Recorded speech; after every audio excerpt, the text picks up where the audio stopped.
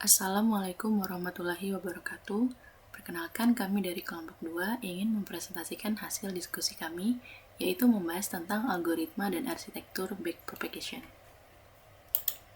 Yang beranggotakan 3 orang, dengan saya sendiri, Ismi Felina, Muhammad Aldi Maulana, dan Hendra Wicaksana. Yang pertama yaitu apa yang dimaksud dengan backpropagation. Backpropagation merupakan algoritma pembelajaran yang terawasi dan biasanya digunakan oleh perseptron dengan banyak lapisan untuk mengubah bobot-bobot yang terhubung dengan neuron-neuron yang ada pada lapisan tersembunyi. Algoritma backpropagation merupakan error output untuk mengubah nilai bobotnya dalam arah mundur atau backward, dan untuk mendapatkan error ini, tahap perambatan maju atau forward propagation harus dikerjakan terlebih dahulu. Neuron-neuron diaktifkan dengan menggunakan fungsi aktivasi sigmoid. Berikut adalah contoh gambar dari arsitektur jaringan backpropagation. Untuk pelatihan backpropagation yang pertama yaitu ada proses belajar dan pengujian. Penggunaan backpropagation terdiri dari 2 tahap, yaitu ada tahap belajar atau pelatihan dan tahap pengujian atau penggunaan. Untuk tahap belajar atau pelatihan, di mana pada tahap ini diberikan sejumlah data atau pelatihan dan target. Yang kedua yaitu ada tahap belajar atau pelatihan. Pada intinya, pelatihan dengan metode backpropagation terdiri dari 3 langkah, yaitu data dimasukkan ke input jaringan atau feed forward. Yang kedua, perhitungan dan propagasi balik dari error yang bersangkutan. Dan yang ketiga, pembaharuan atau adjustment bobot dan bias. Selanjutnya, saat umpan maju atau feed forward, setiap unit input XI akan menerima sinyal input dan akan menyebarkan sinyal tersebut pada tiap hidden unit atau ZC. Setiap hidden unit kemudian akan menghitung aktivasinya dan mengirim sinyal ZC ke tiap unit output. Kemudian setiap unit output atau YK juga akan menghitung aktivasinya YK untuk menghasilkan respons terhadap input yang diberikan jaringan. Selanjutnya, saat proses pelatihan atau training, setiap unit output membandingkan aktivasinya dengan nilai target untuk menentukan besarnya error. Berdasarkan error ini dihitung faktor delta K, di mana faktor ini digunakan untuk mendistribusikan error dari output ke layer sebelumnya. Dengan cara yang sama, faktor delta J juga dihitung pada hidden unit ZC, di mana faktor ini digunakan untuk memperbarui bobot antara hidden layer dan input layer. Setelah semua faktor delta ditentukan, bobot untuk semua layer akan diperbaharui. Lalu yang ketiga ada proses belajar secara detail. Untuk step yang pertama kali adalah inisialisasi bobot dan bias. Baik bobot maupun bias dapat diset dengan sembarang angka, dan biasanya angka di sekitar 0 dan 1 atau minus 1. Bias itu bisa positif atau negatif. Dan step pertama, jika stopping condition masih belum terpenuhi, jalankan step 2 sampai 9. Dan untuk step kedua, untuk setiap data training lakukan step 3 sampai 8.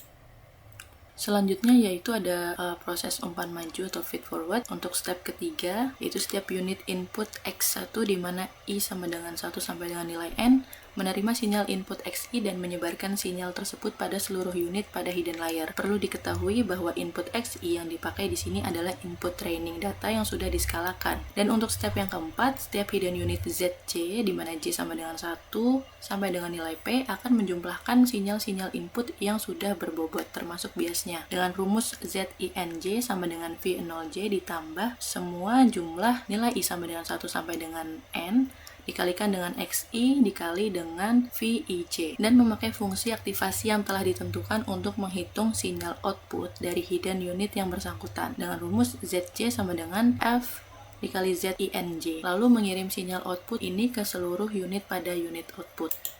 Untuk step yang kelima, yaitu setiap unit output YK, di mana nilai K sama dengan 1 sampai dengan nilai M, akan menjumlahkan sinyal-sinyal input yang sudah berbobot, termasuk biasnya. Dengan rumus YINK sama dengan W0K ditambah semua jumlah nilai J sama dengan 1 sampai dengan nilai P, dikalikan dengan ZC dikali WJK, dan memakai fungsi aktivasi yang telah ditentukan untuk menghitung sinyal output dari unit output yang bersangkutan, dengan rumus YK sama dengan F dikali YINK. Propagasi balik error atau back propagation of error dengan rumus Y sama dengan Fx sama dengan 1 dibagi 1 plus E min delta X, dengan fungsi turunan sama dengan delta Fx dikali 1 min Fx. Selanjutnya step ke-6 yaitu setiap unit output YK di mana K sama dengan 1 sampai dengan nilai M menerima suatu target atau output yang diharapkan yang akan dibandingkan dengan output yang dihasilkan dengan rumus delta K sama dengan TK min YK dikalikan dengan fungsi turunan YINK. Faktor delta K ini digunakan untuk menghitung koreksi error delta WCK yang nantinya akan dipakai untuk memperbaharui WCK, di mana delta WCK sama dengan alpha dikali delta K dikali ZJ. Selain itu juga dihitung koreksi bias delta W0K yang nantinya akan dipakai untuk memperbarui nilai W0K, di mana delta W0K sama dengan alpha dikali delta K. Faktor delta K ini akan kemudian dikirimkan ke layer di depannya. Untuk step yang ketujuh, yaitu setiap hidden unit ZJ, di mana nilai J sama dengan 1 sampai dengan nilai P menjumlahkan input delta yang dikirim dari layer pada step ke-6 yang sudah berbobot dengan rumus delta INJ sama dengan semua jumlah nilai K sama dengan 1 sampai dengan nilai M dikalikan dengan delta K dikali WCK. Kemudian hasilnya dikalikan dengan turunan dari fungsi aktivasi yang digunakan jaringan untuk menghasilkan faktor koreksi error delta J, di mana delta J sama dengan delta INJ dikali fungsi turunan dari ZINJ. Untuk faktor delta J ini digunakan untuk menghitung koreksi error delta VIJ yang nantinya akan dipakai untuk memperbarui nilai VIJ, di mana delta VIJ sama dengan alpha dikali delta J dikali XI. Selain itu juga dihitung koreksi bias delta V0J yang nantinya akan dipakai untuk memperbarui nilai V0J, di mana delta V0J sama dengan alpha dikali delta J. Selanjutnya ada pembaharuan bobot dan bias. Untuk step ke-8 ini, setiap unit output YK, di mana nilai K sama dengan 1 sampai nilai M, akan memperbaharui bias dan bobotnya dengan setiap hidden unit. Dengan rumus WCK baru sama dengan WCK lama ditambah delta WCK. Demikian pula untuk setiap hidden unit akan memperbaharui bias dan bobotnya dengan setiap unit input. Dengan rumus VIJ baru sama dengan VIJ lama ditambah delta VIJ. Dan step yang ke-9 yaitu memeriksa stopping condition. Jika stop condition telah terpenuhi, maka pelatihan jaringan dapat dihentikan. Lalu untuk yang keempat yaitu ada stopping condition. Untuk menentukan stopping condition terdapat dua cara yang biasa dipakai, yaitu membatasi iterasi yang ingin dilakukan. Misalnya jaringan akan dilatih sampai iterasi ke 500. Yang dimaksud dengan satu iterasi adalah perulangan step 3 sampai step 8 untuk semua training data yang ada. Dan membatasi error, misalnya menentukan besar mean square error antara output yang dikehendaki dan output yang dihasilkan oleh jaringan.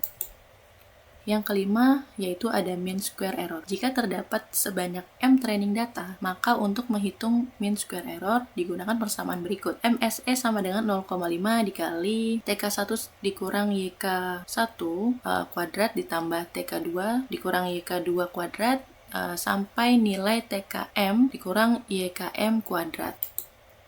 Untuk tahap pengujian dan penggunaan, setelah pelatihan selesai, backpropagation dianggap telah pintar sehingga apabila jaringan diberi input tertentu, jaringan akan menghasilkan output seperti yang diharapkan. Cara mendapatkan output tersebut adalah dengan mengimplementasikan metode backpropagation yang sama seperti proses belajar, tapi hanya pada bagian umpan majunya saja, yaitu dengan langkah-langkah sebagai berikut.